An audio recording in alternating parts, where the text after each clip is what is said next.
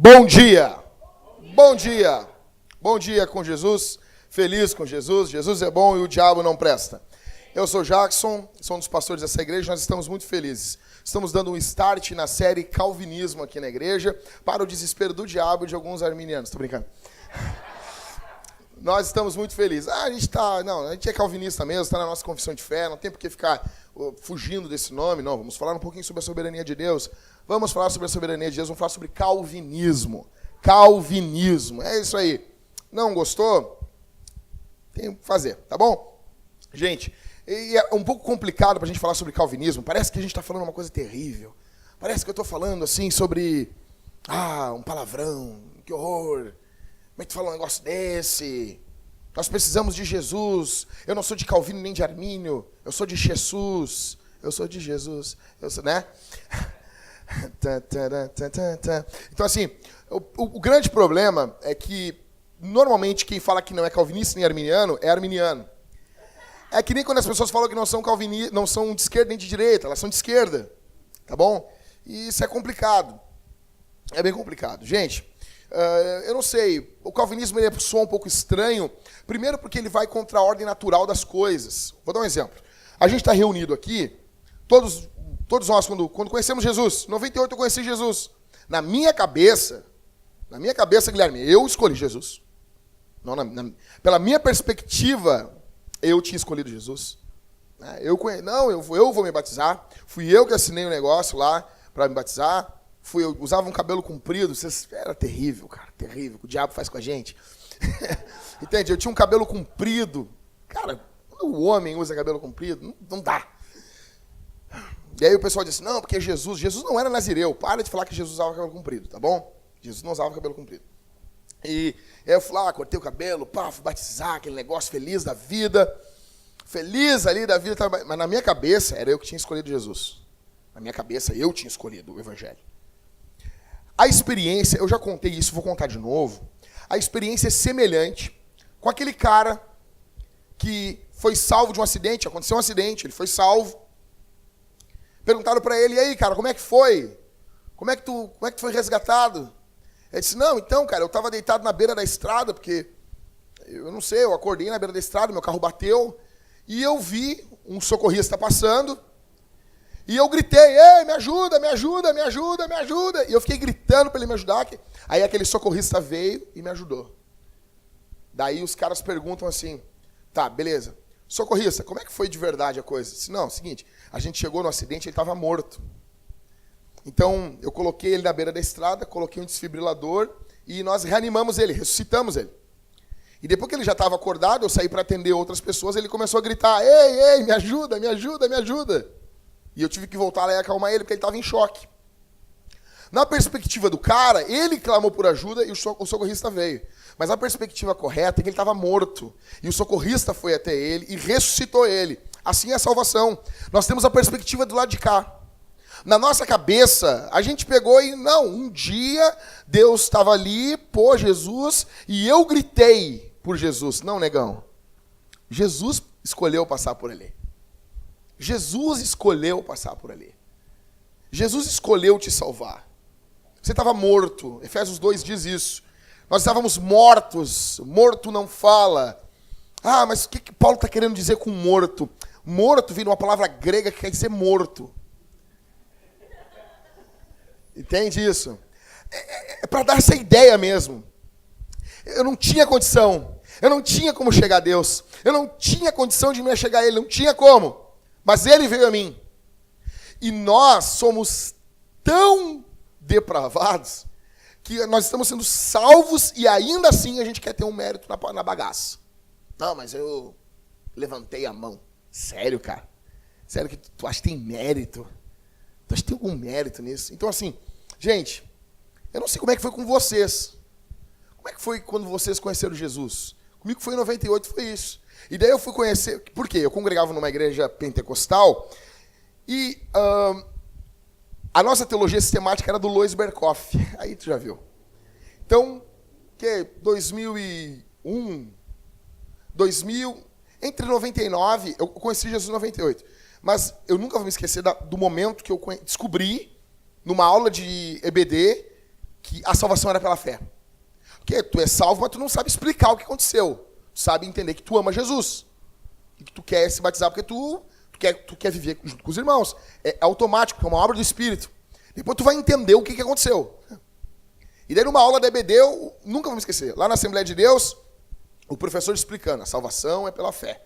Aí tem um momento da aula que foi muito engraçado, que ele disse assim, porque Abraão é o nosso pai da fé. E Abraão, ele tinha que fazer a circuncisão no filho dele. E daí uma guria, o que é circuncisão? Imagina a igreja pentecostal, muito conservadora. Aí ele, circuncisão é a retirada do prepúcio. O que é prepúcio? E eu me lembro que ali eu saí impactado daquela aula, voltando para casa. E eu entendi aquilo. Daí ontem eu estava explicando aqui na catequese para o pessoal que a iluminação, o fato de entender o texto bíblico, também é uma obra do Espírito.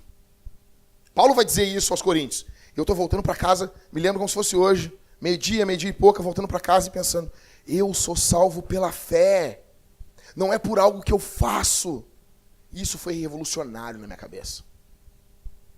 E daí, entre 99 e 2001, caiu na minha mão a sistemática do Lois Berkoff, capa antiga, capa azul dura.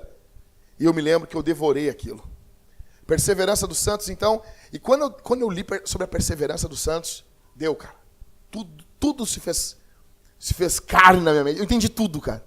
Assim, do que estava acontecendo ali. E eu descobri, eu não vou cair da graça, porque eu fui salvo. O mesmo Deus que me salvou é o Deus que me mantém. E coisa boa isso. Eu amo os irmãos da Armênia. Eu amo eles. Eu amo de verdade. O meu grande problema com os irmãos da Armênia é que eles roubam isso das pessoas. Essa paz, essa segurança dos momentos de mais crise que nós passamos. A perseverança dos santos é um bálsamo, uma bomba. É demais. Então, hoje eu quero falar para vocês, na semana 0, eu quero falar para vocês sobre o mínimo que você precisa saber para entender o calvinismo. O mínimo, tá bom? O que você precisa saber para entender o calvinismo?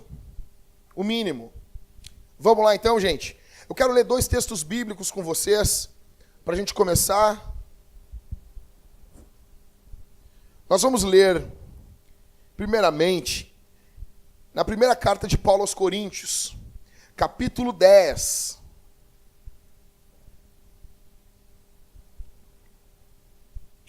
E verso 31. E eu amo esse texto aqui. A Bíblia diz assim, acha aí, vamos lá. Primeira carta de Paulo aos Coríntios é antes da segunda. Eu fico muito feliz porque tem isso na Bíblia.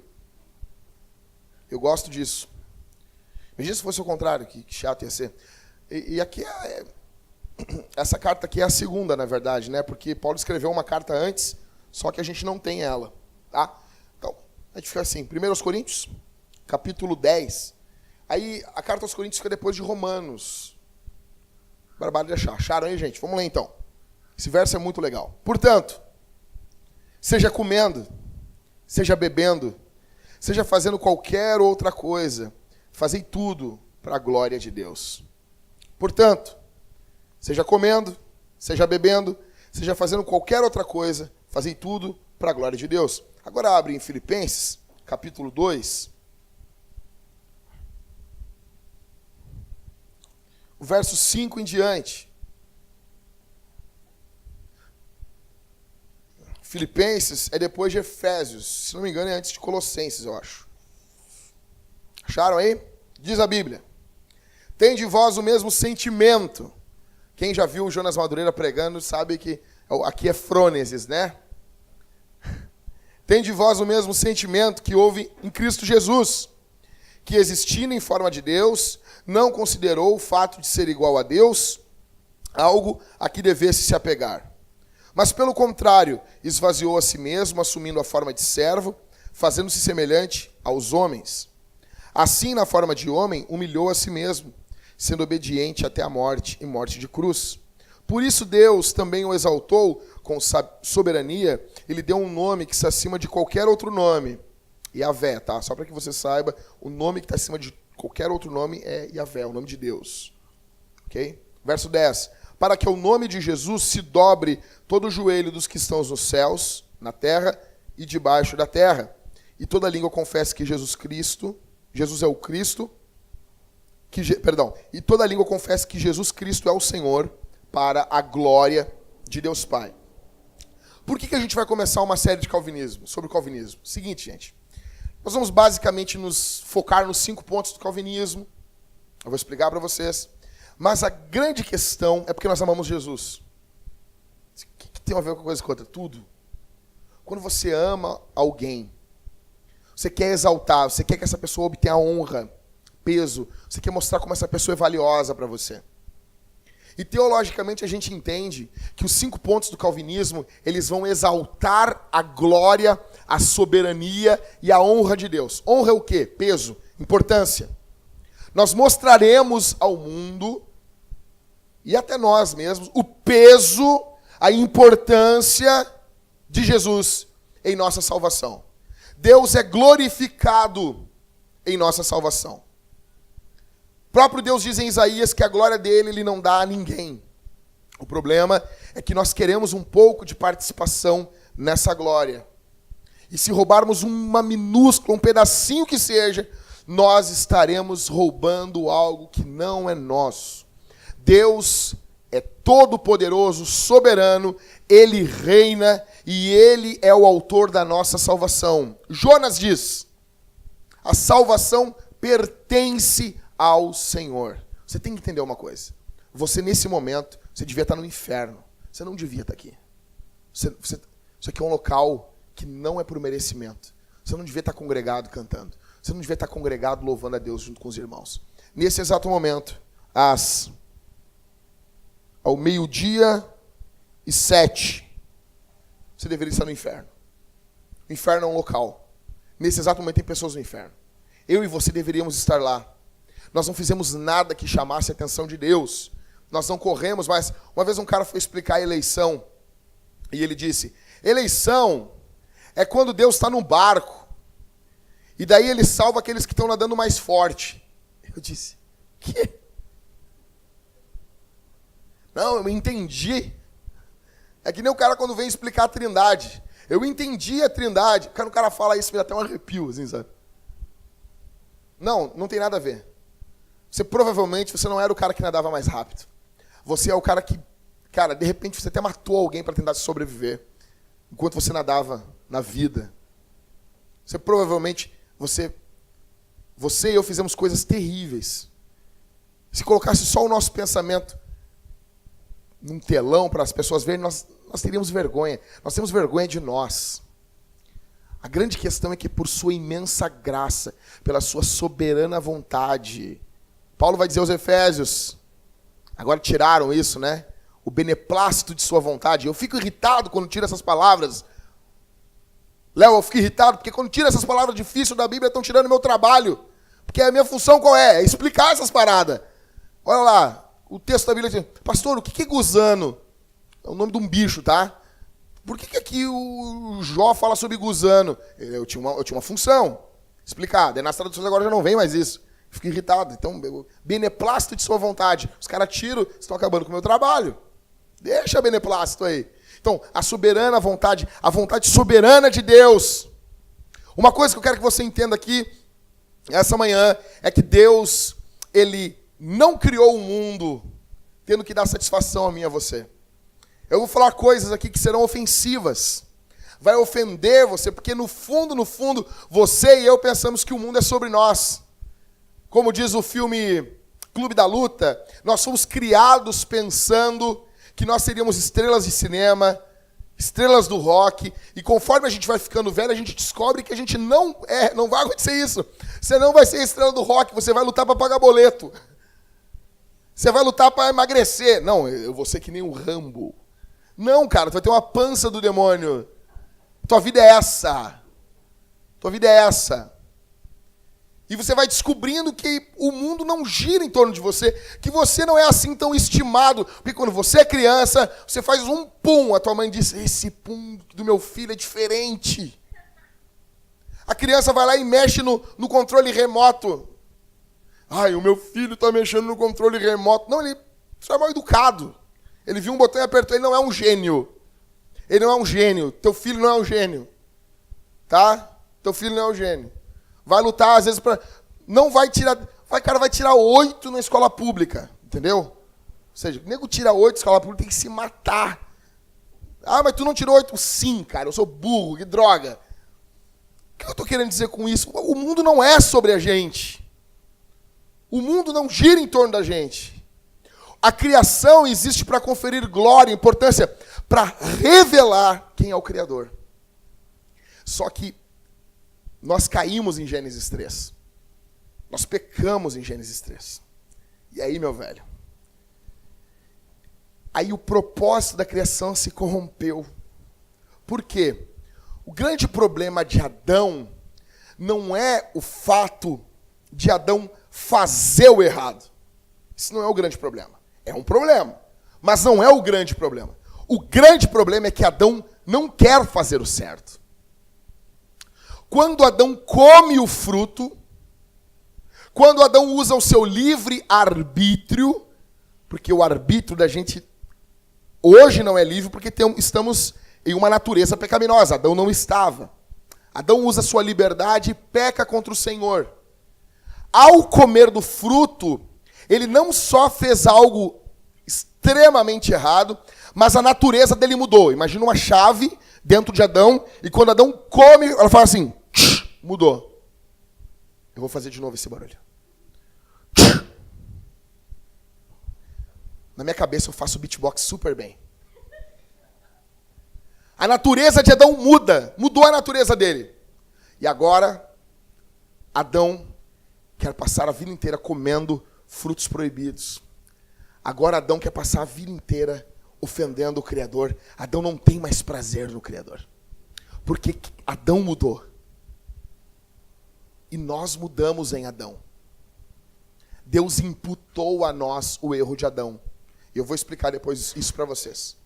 A grande questão é que nós estamos caídos.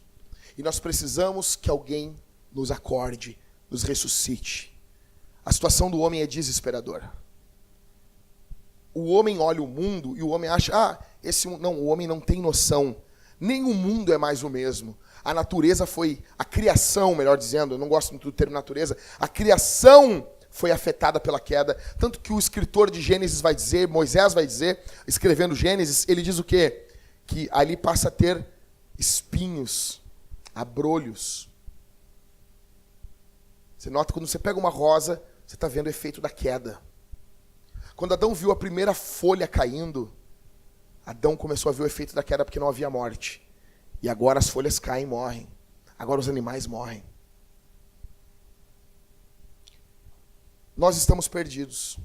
Nós precisamos que Deus venha nos socorrer. O calvinismo é sobre isso. E a partir daí ele vai mostrar uma cosmovisão, uma visão de mundo, que nós aplicamos esses 5 pontos da glória de Deus em outras áreas da vida. Mas eu quero falar para você sobre o básico.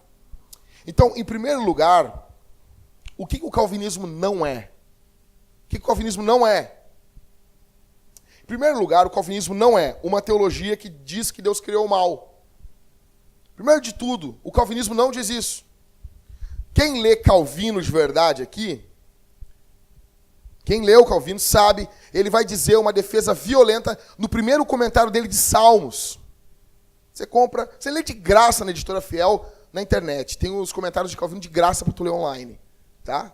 Mas como eu sou old school, eu não consigo ler em computador, então estava em promoção, a Thalita olhou lá na editora, lá na conferência da Fiel em 2015, e quando ela olhou para mim, os comentários estavam em 50% de desconto, e ela disse assim, vamos levar todos? Cara, aquilo foi uma obra do Espírito.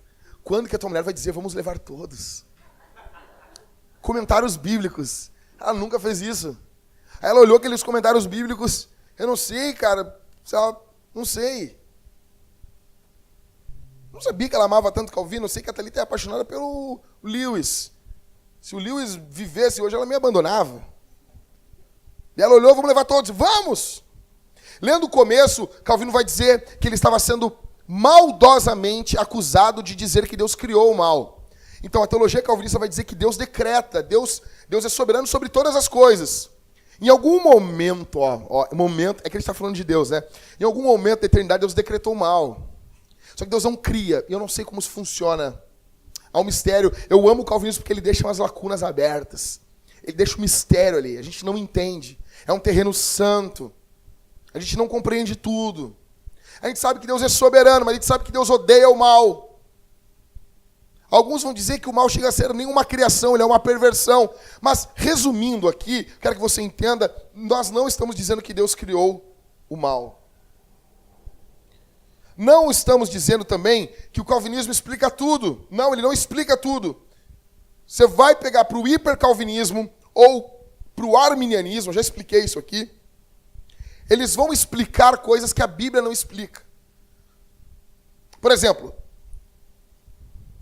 liberdade humana e soberania de Deus. O hipercalvinismo vai dar o nozinho do lado aqui da soberania de Deus. O arminianismo vai dar o nozinho na liberdade humana. O calvinismo mesmo, ele vai deixar a coisa em aberto. Vai dizer assim, eu não sei. Não sei. Deus é totalmente soberano.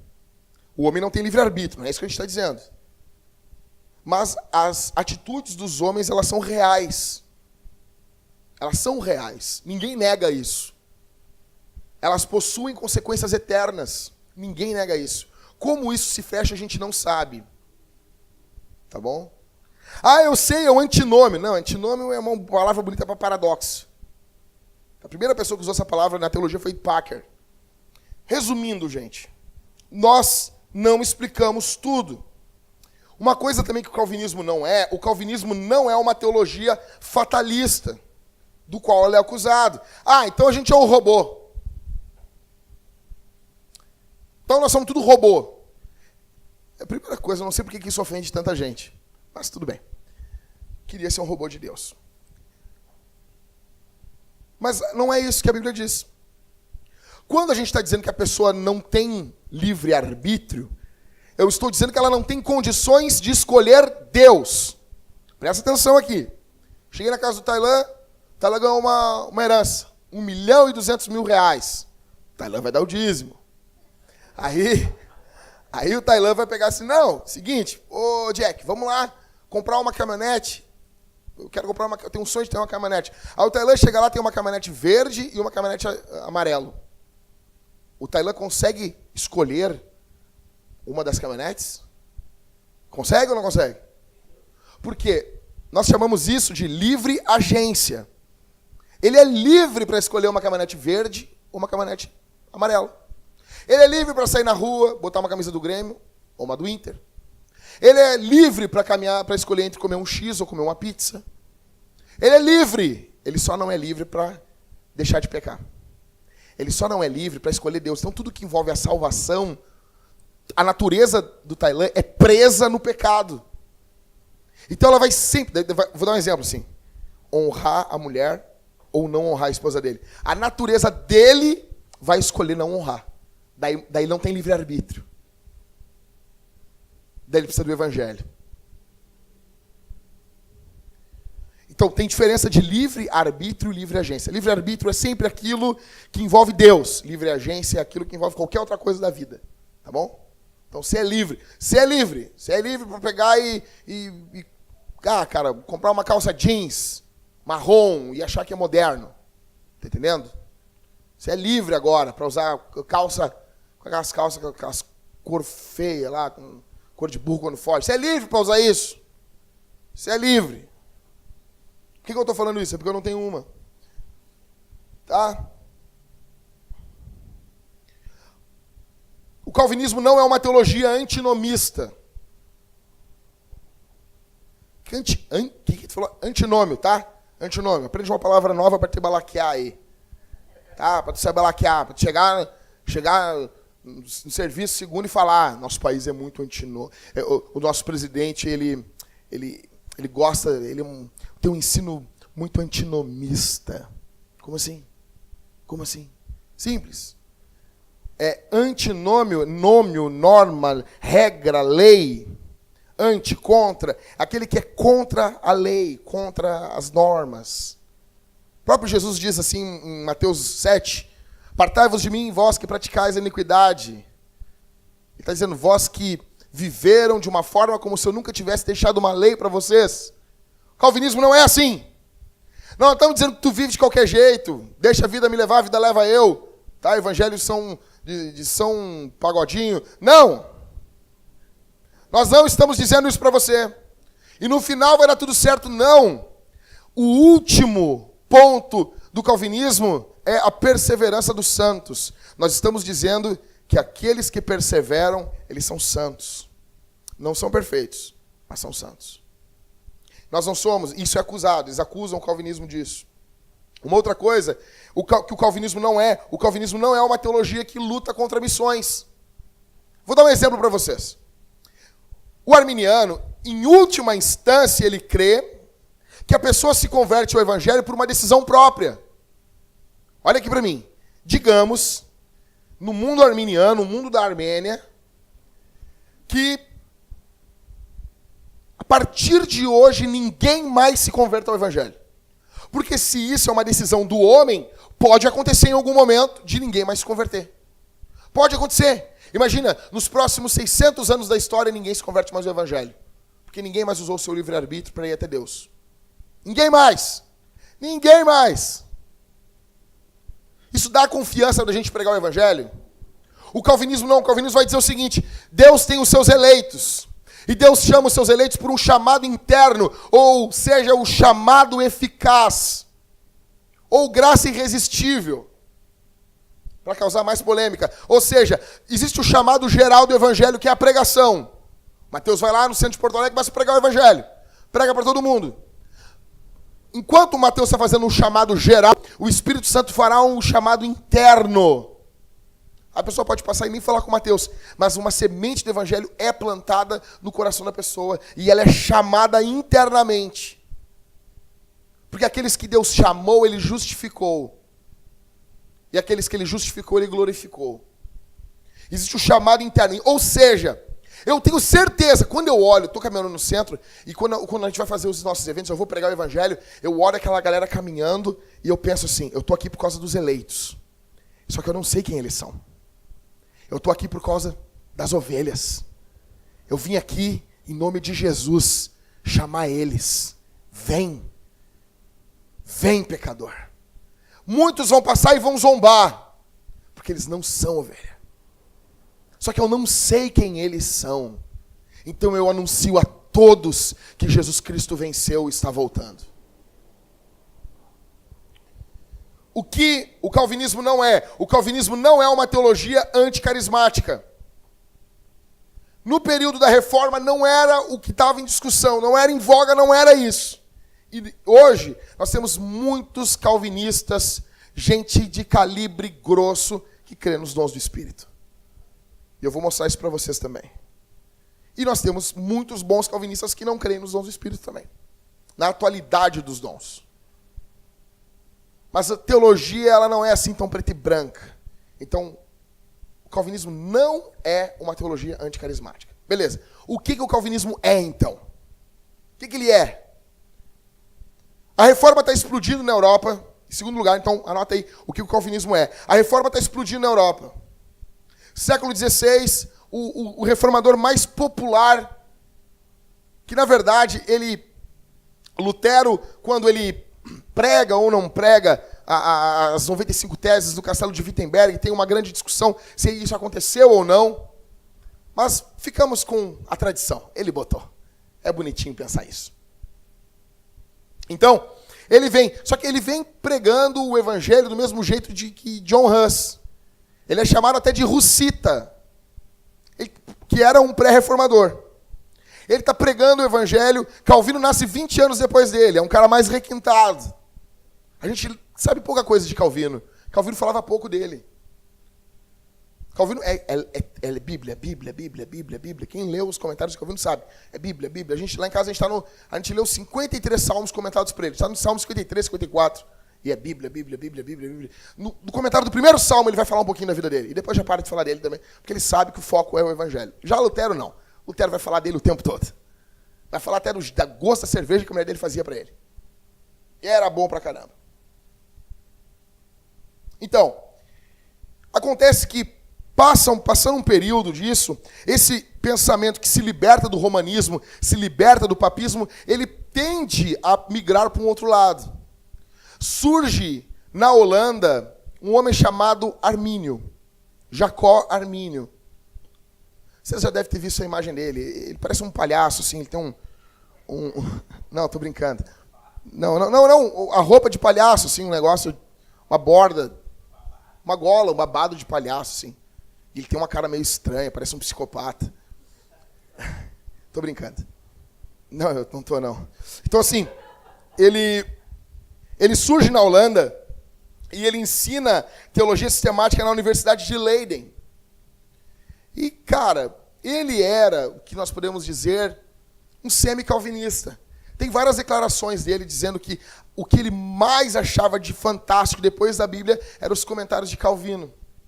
Acontece que em 1610, um ano após a morte de Armínio, os seus seguidores se juntam e apresentam na Holanda uma espécie de um protesto contra os protestantes, ou seja, a remonstrância.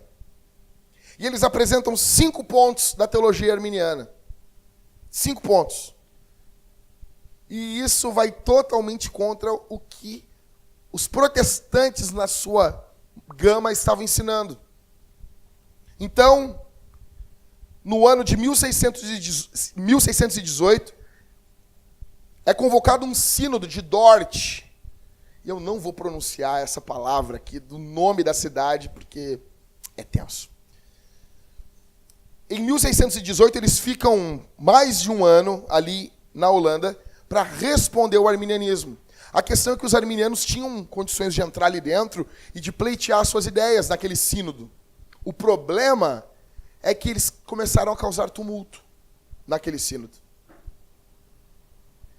Começaram a causar tumulto e eles foram expulsos do sínodo. Então, os calvinistas, o pessoal do bem... Eu tô brincando. Pessoal, os good guys, eles respondem a esses 5 ensinos dos remonstrantes, eles respondem com a tulipe, os 5 pontos do calvinismo. E eles respondem de forma muito extensa. O resumo é a tulipe. Deixa eu mostrar para vocês aqui, mais ou menos. 5 pontos do arminianismo. Em primeiro, vontade livre. Alguém vai dizer aqui para mim, não, o arminianismo não fala isso. Eu sei que eu estou falando aqui, espera. Em primeiro lugar, deixa eu só passar ponto a ponto, tá? Primeiro ponto do arminianismo, vontade livre. Primeiro ponto do calvinismo, depravação total. Total não é de profundidade, é de extensão. Tá bom? Que tudo que a gente faz está afetado pelo pecado. 2, a eleição no calvinismo, no arminianismo é condicional. No calvinismo é incondicional.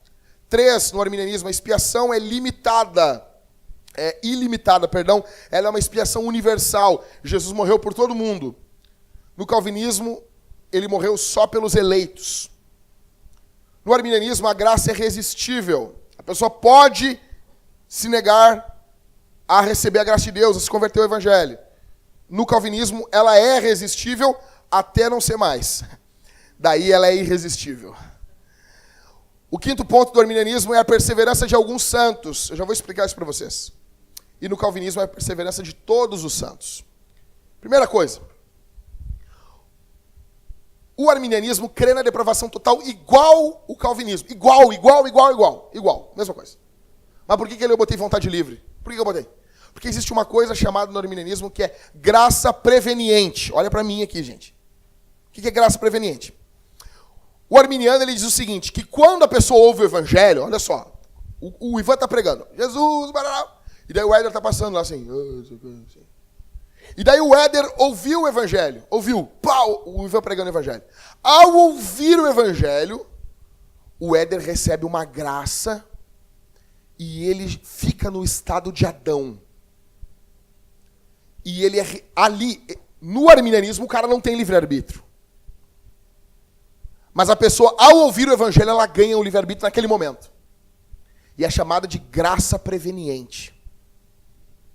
E essa pessoa escolhe a Deus ou não escolhe. Ela é como se ela fosse transformada em Adão de novo.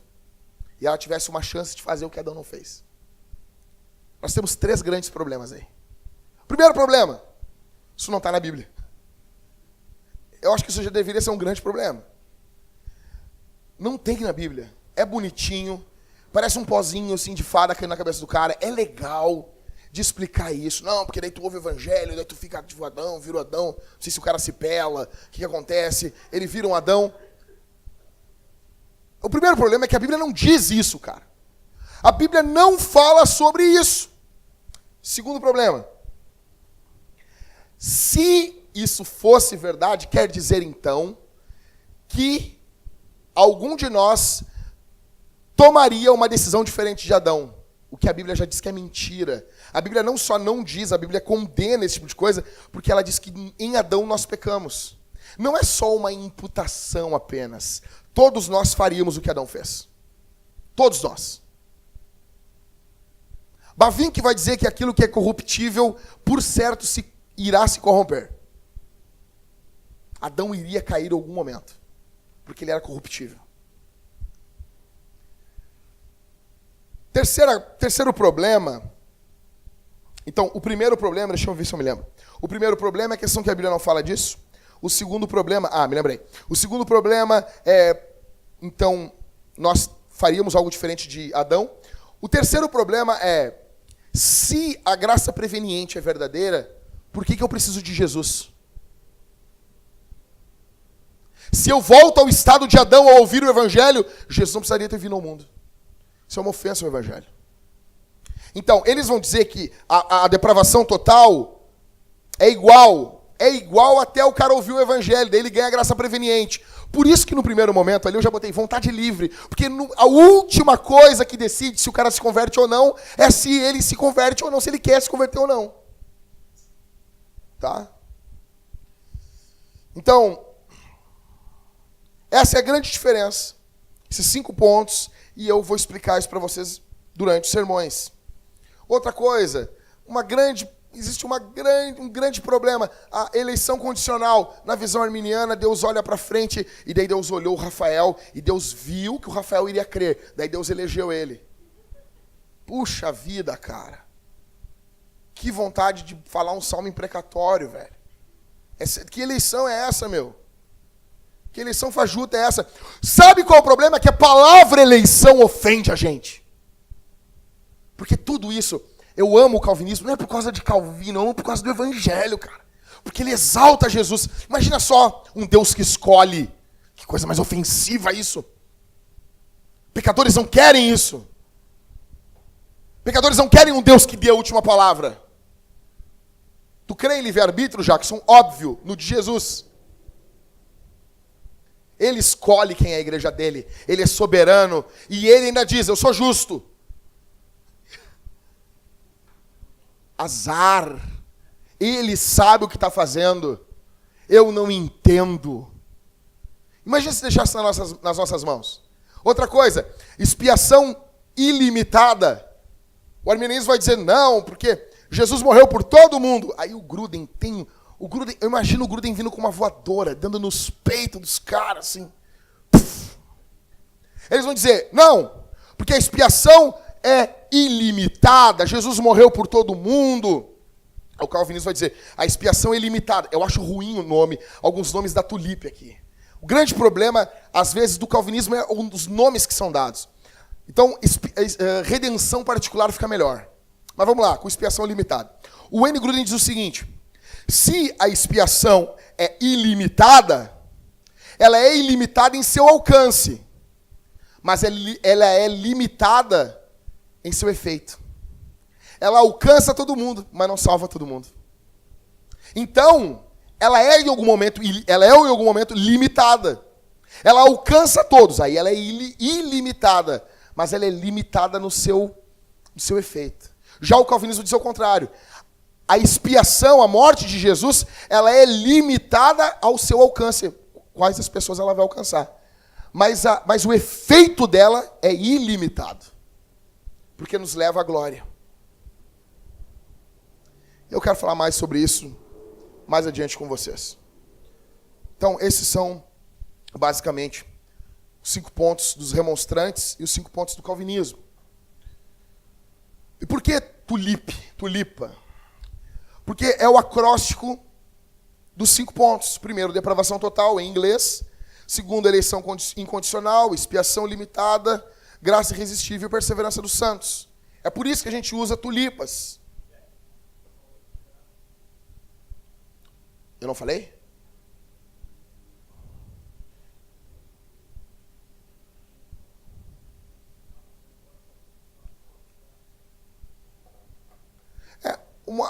Isso, obrigado. Agora eu entendi. Que eu falei que eu ia falar, né? Vamos lá. Os 5 pontos do arminianismo.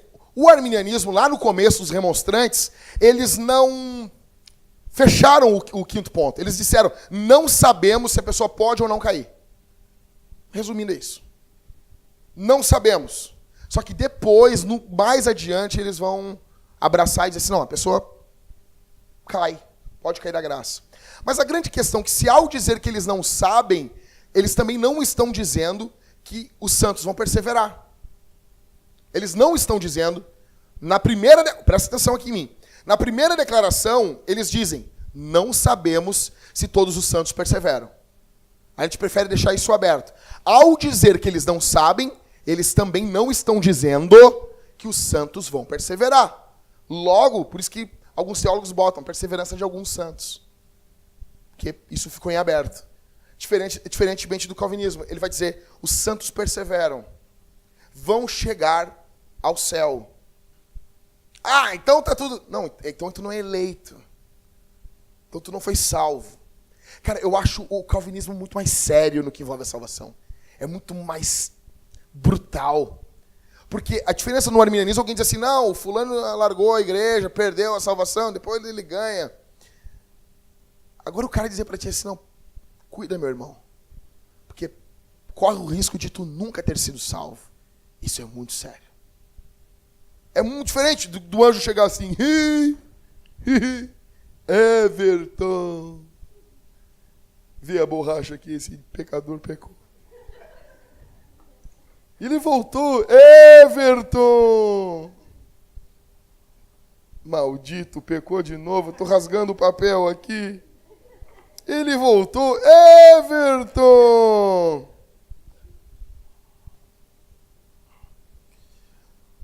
Quero abraçar isso aqui. Uma vez salvo, salvo para sempre. Amém. Oh, mas como assim? As pessoas falam isso como se fosse uma ofensa. Então tu acredita que uma vez salvo, salvo... Não, e tu acredita o quê? Uma vez salvo, salvo até daqui a pouco? Como é que é isso aí?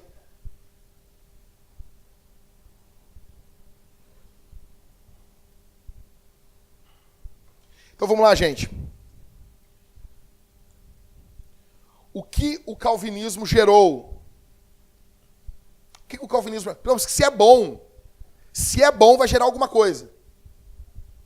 O que a gente leu? A gente leu... Gente, resumindo, Paulo vai dizer que Jesus viveu, que Jesus, ele se fez carne, ele viveu, ele morreu, ele foi sepultado, ele ressuscitou, ele andou com os discípulos, ele subiu ao céu.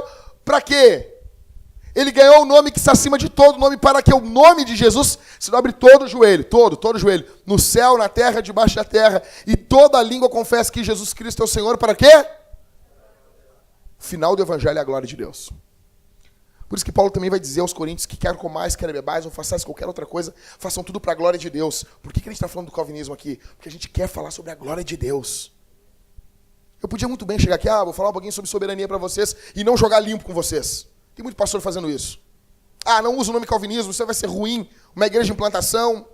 Gente, pelo menos a gente já se assume. Nós vivemos um período hoje no Brasil onde a política, os caras não assumem quem são. Os caras chegam na televisão, eu estou aqui falando em nome da segurança, do saneamento e da saúde. Todo mundo fala isso. Vai chegar o cara, eu sou contra a corrupção. Vote em mim. Mas ele não diz assim, é o seguinte, eu sou dessa linha política aqui, isso aqui eu sou contra e isso aqui eu sou a favor. E a igreja está fazendo a mesma coisa. A questão aqui não é diminuir a nossa confissão, é firmar, não é nem aumentar, é firmar o que nós queremos. Nós somos calvinistas. Nós somos calvinistas. Correndo aqui, gente. Meu Deus. Então vamos lá. O que o calvinismo gerou? Porque se é bom, vai gerar alguma coisa. Primeiro aqui eu quero falar bem rapidinho para você sobre a Genebra de Calvino. Quando Calvino vai para Genebra, pastorear Genebra em 1536, ele é um jovem de 26 anos. O estado que ele encontra Genebra, ela era, olha aqui o que os historiadores dizem. Ela era uma cidade imoral, havia embriaguez, prostituição, adultério, haviam homens que andavam nus pela rua cantando músicas blasfemas. Você consegue imaginar isso? Em Porto Alegre não acontece isso. Não, tem umas mulheres que correm pelada aí, às vezes, nas ruas, mas elas não estão cantando música blasfema. Mas assim, os caras andavam nu, pelado, cantando músicas que ofendem a Deus, contra o nome de Deus. Havia criminalidade terrível, sujeira terrível. Era uma cidade suja. Aí Calvino chega lá em 1536, William Farel basicamente recebe ele e olha, derrama as pragas do Apocalipse sobre ele, diz assim, que Deus te amaldiçoe se tu não te juntar a mim para ensinar a Bíblia aqui em Genebra. Ele se junta a William Farel em 1536 e eles ficam até 1538. Eles são expulsos da cidade. Calvino estava pregando o evangelho, não sei aonde que ele estava, mas ele estava pregando a Bíblia em uma série de sermões. Ele para naquele versículo, o governo da cidade manda que ele e o Farel não ensinem a Bíblia, eles assumem o púlpito da igreja no outro domingo e eles são expulsos da cidade. Eles dão uma semana para eles ir embora da cidade. Eles vão embora. 1538. Em 1541, ele é chamado de novo para assumir a igreja de Genebra. Ele volta. A primeira coisa que ele vai fazer, Suzana, quando ele assume o púlpito. Eu quero continuar a pregação que eu parei aqui há 3 anos atrás. Vamos ler o versículo seguinte. Tem noção, cara? Tem noção, cara? Seguiu pregando o evangelho. Genebra, ela é influenciada. Alguns vão dizer, não, que o Calvino... Eu não estou querendo limpar a barra do Calvino, tá? Mas eu estou querendo ser justo aqui. Alguns vão dizer assim, não, porque Calvino, ele pegava, ele mexia, ele mandava na cidade. Ele era como um político. Mentira. Mentira isso. Alistair McGrath vai falar que o governo de Genebra negou inúmeras petições de Calvino. A principal influência dele, cara, não adianta, era do púlpito. Era a Bíblia sendo pregada. Aquela cidade... ela é mudada, os bares começam a ser fechados, a embriaguez é abandonada, Genebra se torna uma cidade segura, limpa. Calvino luta através das pregações e ele exercendo influência, não forçada, mas uma influência graciosa na cidade, e eles lutam pelo saneamento básico na cidade. E a cidade passa a se tornar a mais limpa da Europa. Ele cria um fundo para a hospitalidade que recebia refugiados. Ele levanta ajuda aos pobres e dava oportunidade para os pobres trabalharem na igreja fazendo roupas. O cara é pobre, nós vamos te dar um emprego bom aqui e tu vai ganhar um bom salário. Genebra se torna uma cidade culta. Ele cria a primeira escola para mulheres do mundo. Aí vem lá aquelas lá com o sovaco cabeludo, dizer o quê? O cristianismo só sabe ler porque nós criamos as escolas. Porque nós criamos as mulheres não estudavam. Isso é criação protestante. Genebra tem a primeira. Minha irmã, se tu lê, tu tem que amar Calvino. Ele passa a trabalhar nas condições sanitárias da cidade. Mendigos são proibidos na cidade. Eu acho isso muito fera. Eles davam uma média de 2 a 3 semanas para a pessoa arranjar um emprego e tinha emprego em Genebra. Se a pessoa não quisesse trabalhar, tchau, vai embora. Ah, mas eu quero ficar aqui na rua mijando, na calçada, fedendo aqui. Não, não pode. Antigamente era assim. Vocês se lembram que vadiagem era crime? O policial pegava o cara, foi preso por quê? Vadiu. O Rambo 1, a acusação contra o Rambo é essa. Não se lembra do Rambo 1, né? Você vê, é um bom filme. O 1 é o melhor filme de todos. Ele é preso por vadiagem. Mas o cara não era um vadio, ele estava voltando da guerra. Estava passando por um estresse pós-traumático de guerra. Mas ele é preso por vadiagem. E ali, em Genebra, eles expulsavam esses caras. Imagina uma cidade dessas. John Knox, um outro reformador, ele chega a dizer que Genebra se tornou a escola mais perfeita de Cristo, que Cristo teve na terra depois do tempo dos apóstolos. Gente, Deus pode mudar a nossa cidade. Deus pode mudar Porto Alegre. Isso aqui acontece quando uma igreja ama a glória de Deus. Isso aqui acontece quando uma igreja ama o Senhor. Deus pode fazer isso. Deus pode operar mudanças não só em nós, mas através de nós mudar uma cidade. Porque até os ímpios são abençoados quando uma igreja ama a glória de Deus. Até os ímpios. Primeira grande mudança, então, Genebra de Calvino. Segundo, os puritanos. Os puritanos acreditavam que o fim do homem é glorificar a Deus e se deleitar nele. O âmago, o coração da teologia puritana, sempre foi a glória de Deus. E eles amavam as doutrinas da graça, o calvinismo.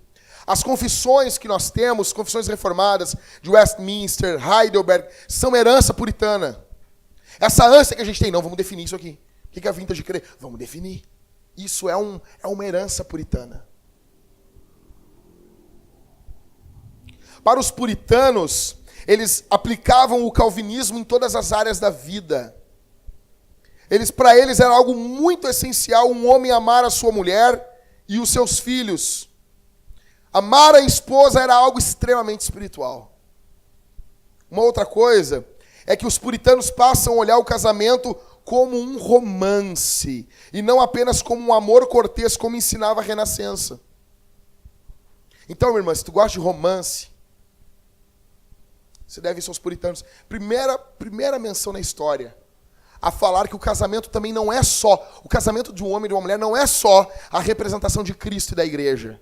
Também envolve um romance dentro do casamento. Isso quem cria, ou quem apresenta, quem encontra isso na Bíblia e apresenta ao mundo são os puritanos. Os puritanos valorizavam muito o sexo. Então, meu irmão, fica feliz com os puritanos. Os filhos eram vistos como dádivas de Deus. Educação, trabalho duro, economia, não gastar todo o dinheiro, guerra justa, casamento. Isso faz deles homens fortes e ricos. Uma outra coisa que os puritanos tinham é que eles olhavam as suas riquezas como bens sociais e não como propriedade privada. Ah, isso é o socialismo. Não. Socialismo, o governo impõe isso. No cristianismo, isso vem voluntariamente do coração de uma alma regenerada. Então, os puritanos foram os que criaram as maiores obras de caridade. São esses caras. Porque eles economizavam muito dinheiro. Eles viviam um padrão de vida abaixo do que eles poderiam viver para economizar dinheiro. Coisa que o pietismo pentecostal não tem. Não tem. Não tem. As pessoas não são ensinadas a guardar dinheiro, a saber juntar, a saber poupar, criar uma poupança para os filhos, porque isso é bíblico. O filho tem que entesourar para o pai, como diz o apóstolo Paulo em Provérbios. Então, o terceiro grande consequência da história é o grande despertamento de Jonathan Edwards. Então, o primeiro grande consequência qual é? Genebra de Calvino. Segundo os puritanos. Terceiro, o grande despertamento de Jonathan Edwards. Jonathan Edwards era uma espécie de o final do movimento puritano. Agora não na Inglaterra, agora na Nova Inglaterra, que depois veio a ser os Estados Unidos da América. O coração deles, eles queriam fundar uma nação. Aí eles diziam assim, os puritanos que foram para a Nova Inglaterra, uma cidade elevada sobre um monte. Não físico, algo espiritual mesmo. Eles queriam um povo sendo fundado debaixo dos preceitos de Deus. Jonathan Edwards é esse monstro, esse homem de Deus. Ele é conhecido pelo seu zelo e pelo avivamento que viveu. E uma curiosidade, quando o Espírito Santo invadiu a igreja que ele pastoreava e a cidade, ele estava pregando sobre as doutrinas da graça. Ele não estava pregando sobre o poder do Espírito Santo. A gente pode estar aqui falando sobre depravação total, sobre eleição incondicional. E o Espírito Santo nos avivar um amor poderoso por Jesus. Como diz John Piper, uma paixão consumidora por Jesus. E Deus mudar a nossa vida e mudar os nossos valores. E, consequentemente, mudar a nossa cidade a partir do nosso bairro. Edwards provavelmente foi a maior ou uma das maiores mentes que os Estados Unidos já teve. Existem tratados de Jonathan Edwards sobre formigas e aranhas que estão de pé até hoje, não foram batidos. O que a gente aprende com Edwards é que o calvinismo ele não é contra o evangelicalismo. Ele não é contra as igrejas evangélicas. Pelo contrário, o calvinismo preserva as igrejas evangélicas. Elas podem até não abraçar o calvinismo, mas quanto mais nós tivermos igrejas calvinistas, isso colocará em voga a soberania de Deus. Em último, aqui, a última grande consequência do calvinismo, a Holanda de Abraham Kuyper. Kuyper fazia parte de um partido político e eles queriam, sabe o que queriam fazer num partido político, Mateus? A ideia era claramente, nós queremos aplicar o calvinismo no país. Assim, assim. E acontece que em 1900 o partido ganha e ele se torna o primeiro-ministro da Holanda. E grandes coisas acontecem naquela nação por intermédio desse homem. Porque ele entendeu que o calvinismo ele não é somente 5 pontos soteriológicos, ou seja, da salvação. O calvinismo ele é uma forma que eu enxergo o mundo, é uma cosmovisão, aonde Deus está no centro, onde a glória de Deus é o alvo de todas as coisas, quer eclesiásticas, quer políticas, quer sociais. Você está entendendo isso? Outros legados da teologia calvinista: pregação expositiva, confissões, a maior parte do material teológico que nós temos hoje, tradução de Bíblias. A Bíblia que a gente tem Almeida é fruto de trabalho calvinista. Gente, quando nós visamos a glória de Deus, coisas fantásticas acontecem. Eu quero encerrar aqui aconselhando vocês que estão conhecendo o calvinismo agora a lerem, a procurarem alguns caras que eu vou apresentar para vocês aqui. Primeiro que eu quero apresentar, óbvio, que é Calvino. Leiam, tá de graça os comentários dele na internet, na editora Fiel. Leia Calvino, leia. Não seja um calvinista que não lê Calvino, cara. Tá bom? Leia Calvino. Jonathan Edwards, famoso, conhecido por seu sermão, Pecadores às mãos de Deus irado. Uma pena, porque Edwards falava muito sobre a beleza de Deus. E a gente pensa assim, não, esse cara só falava de Deus trovejando. Ele era tipo um Paul Washer do século XVIII. Não, não é isso não, tá? Então, assim, Edwards, maiormente, talvez, que os Estados Unidos já teve. Eu brinco com a Thalita, nem deveria falar o que eu vou falar no púlpito. Eu falo pra Thalita, quando a gente tá lendo John Piper, eu digo assim pra ela assim, o Piper é uma reencarnação do Edwards, né, amor? Eu brinco com a Thalita isso, tá, gente? Não vai pensar que tá louco. O pastor tá ensinando lá reencarnação. Matthew Henry. Esse cara, ele tem um cabelo estranho, ele é meio cheinho, não usava barba, mas, velho, o comentário dele é demais. É demais. É o comentário preferido do Spurgeon. Ele é usado, George Whitefield fazia o desjejum com Matthew Henry, lendo o comentário dele. No Lições aos Meus Alunos, Spurgeon diz que o melhor comentário que ele já leu foi o de Matthew Henry. Matthew Henry, toda vez que ele vai dizer, ele vai falar alguma coisa, ele vai dizer assim, observe. Note bem. Você sublinha que ele vai te dar uma pérola ali. Fantástico. Impiedoso demais. O maior de todos, na minha opinião, Spurgeon.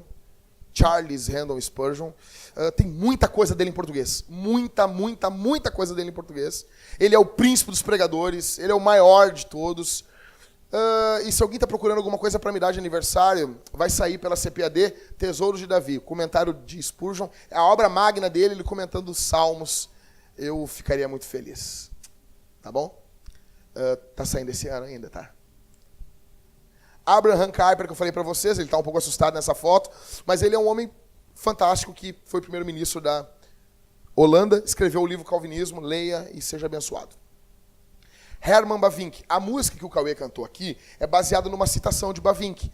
Bavinck escreveu a teologia, a dogmática reformada. E ele tem essa citação para onde nós vamos correr de Deus, do juízo de Deus, nós vamos correr de Deus para Deus. Aí o Cauê, quando estava lendo a teologia do Gruden, o Gruden cita esse texto e o Cauê fez essa música que a gente cantou aqui, para onde vamos correr, baseado na citação de Herman Bavinck.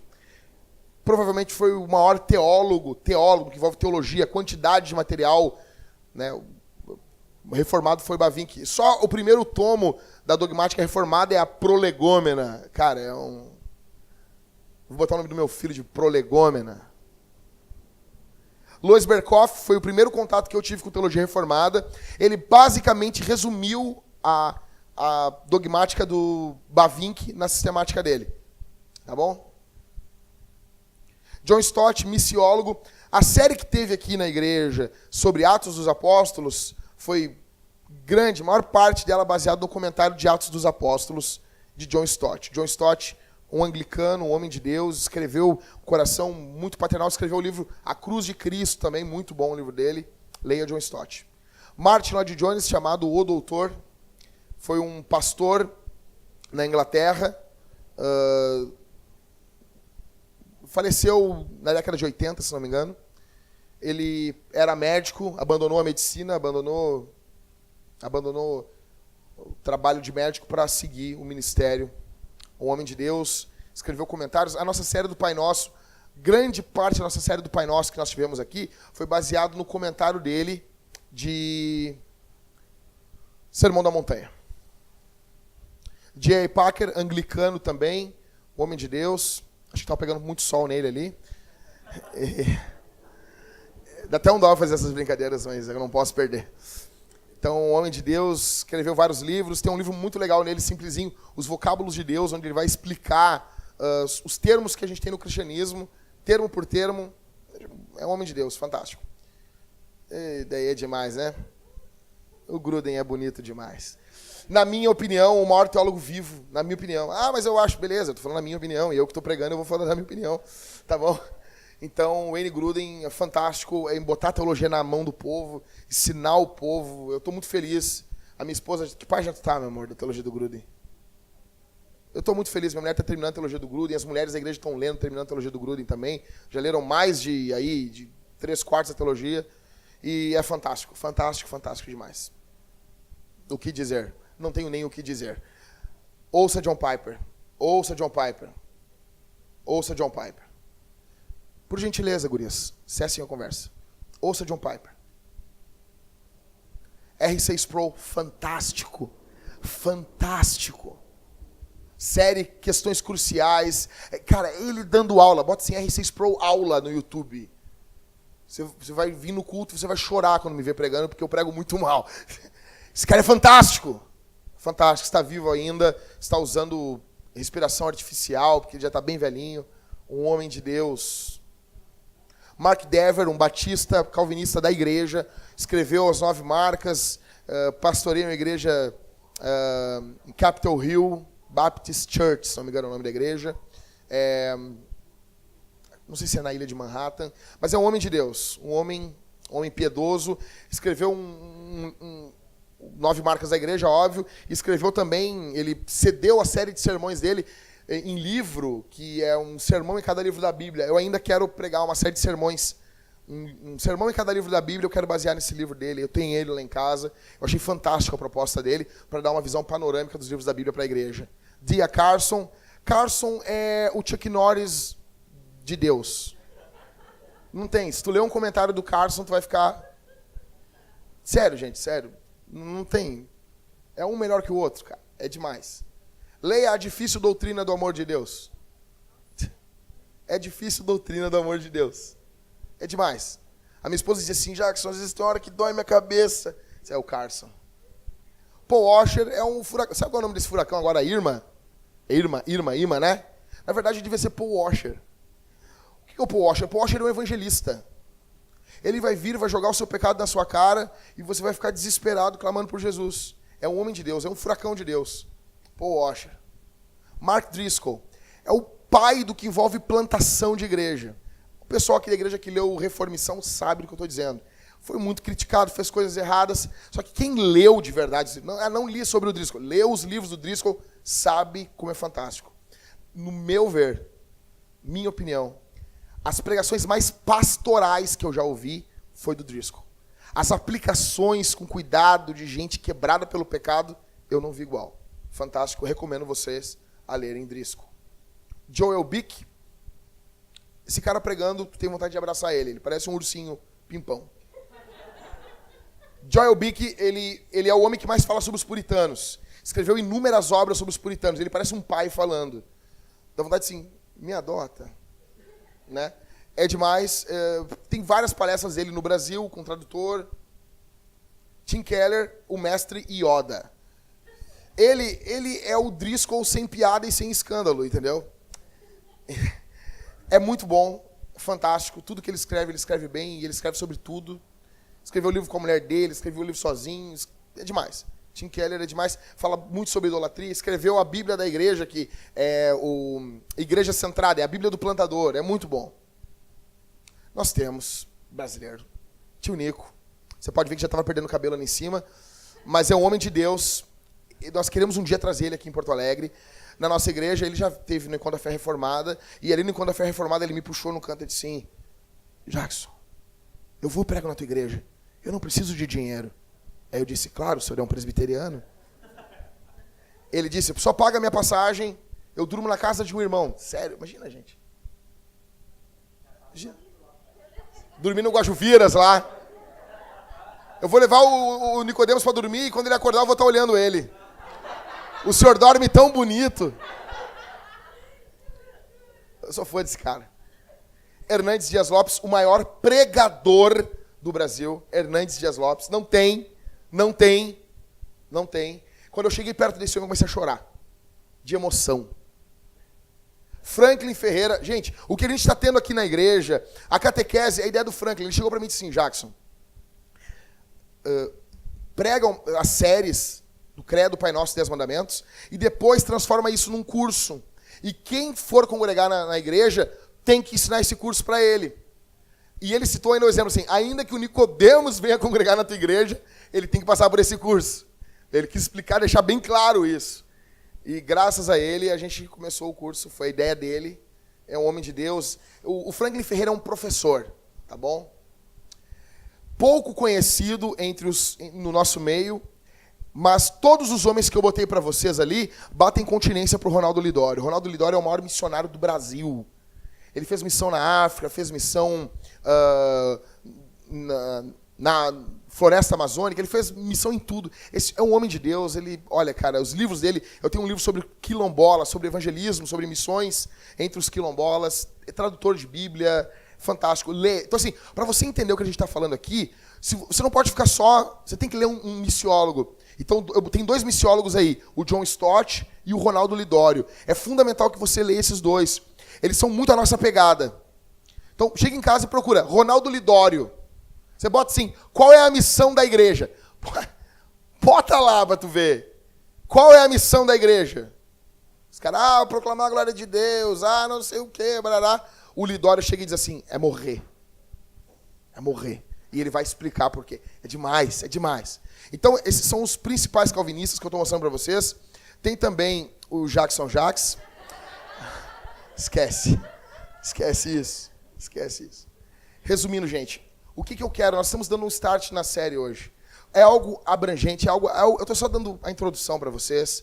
Mas não foi um sermão expositivo de 3 pontos, estou brabo. Tá bom, fica beiçudo aí. Jesus está no centro, reinando. E eu quero que você vá orando por isso. Semana que vem nós teremos a dedicação dos bebês aqui na igreja e vamos estar aprendendo sobre depravação total. Olha que legal isso. Vamos estar dedicando 2 totalmente depravados. Depravadinhos. Gente, Jesus, se nós amamos Jesus, se nós amamos o Senhor, se nós amamos a Deus, nós vamos amar as doutrinas da graça, nós vamos amar o calvinismo, porque ela exalta a Jesus. Então eu dei os nomes, pesquise, leia, mas leia com piedade. Não é ler para brigar. É uma briguinha de vez em quando até vai, mas não é para brigar, não é para isso gerar calor, isso é para gerar fogo dentro do teu coração. Você tem que ler as doutrinas da graça, tem que chorar diante de Deus. Isso é uma doutrina de piedade. Quer começar um livro bom? Leia o livro 5 Pontos de John Piper. O Cauê tem, ele te empresta, né, Cauê? Tu tem, né? Eu tenho também, não vou poder emprestar porque eu estou usando ele na série, mas empresto depois da série e outros irmãos têm. Vamos mergulhar nas doutrinas da graça, conhecer Jesus. Resumo, termino dizendo: você não quer isso. Você não quer isso. O arminianismo ele é muito mais humanista. Ele é muito mais convidativo para nós. Só que nós aqui não estamos querendo buscar a nossa glória. Nós estamos querendo buscar a glória de Deus. Vamos ficar de pé, igreja.